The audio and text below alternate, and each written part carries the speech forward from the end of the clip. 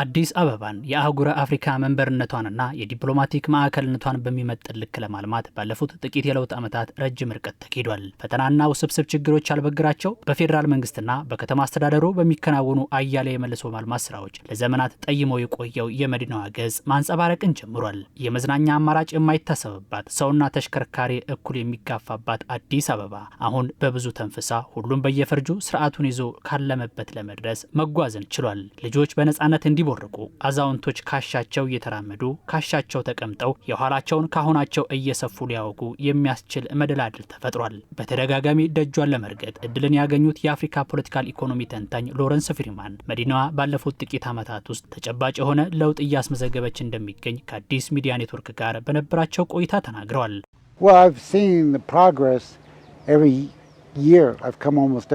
በየዓመቱ አዳዲስ ለውጦችን እየተመለከትን ነው ያለ ነው። በተለይ ባለፉት 2 ዓመታት ውስጥ አስደማሚ ለውጦችን ነው ያየሁት።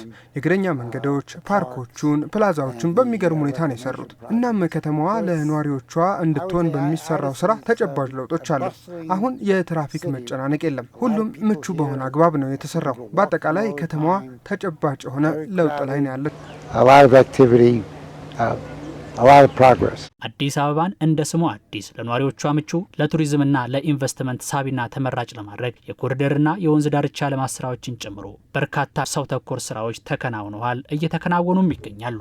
ግዙፍ ፕሮጀክቶችን ጀምራ በጠራና ባጠረ ጊዜ ጨርሳ ለተገልጋዩ ማስረከብ ባህሏ ያደረገችው አዲስ አበባ አፍሪካን የሚወክሉ እንደ አድዋ ድል መታሰቢያን ጨምሮ ሌሎች ለከተማዋ ስምና ክብር የሚመጥኑ ተቋማትን መገንባት መቻሏ ለራሷና ለአፍሪካ ኩራት ከመሆን ባሻገር የከተማዋን ኢኮኖሚ በከፍተኛ ሁኔታ እያነቃቁ መሆናቸውን ሎረንስ ፍሪማን ተናግረዋል።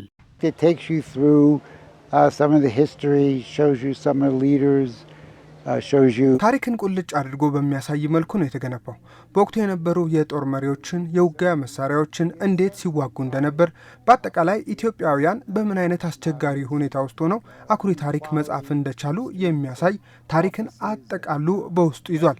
ይህ የኢትዮጵያና የመላው አፍሪካ ኩራት ነው። ሙዚየሙ ከታሪክ በተጨማሪ በርካታ ኢኮኖሚያዊ ጠቀሜታ ያላቸው የንግድ ተቋማት እንዲሁም ሌሎች አገልግሎት የሚሰጡ ክፍሎችንም ስለያዘ ለአካባቢው ኢኮኖሚያዊ እንቅስቃሴ ትልቅ አስተዋጽኦ እያበረከተ ይገኛል። በመዲናዋ በመገንባት ላይ ያሉና ተገንብተው የተጠናቀቁ ግዙፍ ፕሮጀክቶቿ የነዋሪዎቿን የዕለት ዕለት ሕይወት ያቃለሉና የአኗኗር ዘይቤን ያዘመኑ ስለመሆናቸውም ተመላክቷል።